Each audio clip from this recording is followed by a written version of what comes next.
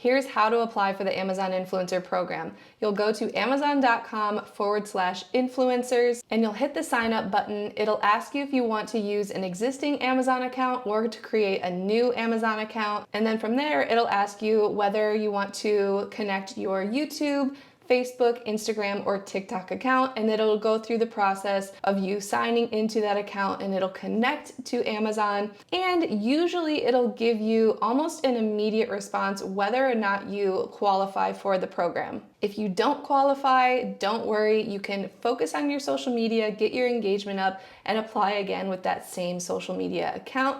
And if you do, then you can go ahead and create your storefront. You'll want to upload a profile picture, put up a banner that shows off you or your brand, and then from there you can go ahead and either create content on your storefront if you're going to be focusing on off-site commissions, or you can go ahead and post your 3 videos to get into the review process for on-site commissions. If you have any questions about on-site, or if you have any questions about this process, leave them in the comments below. I'll be making more content in the future about this Amazon Influencer Program, so make sure to subscribe to my channel and download that free Amazon Influencer Success Guide if you'd like to get started. Thanks for watching, and I'll see you in the next video.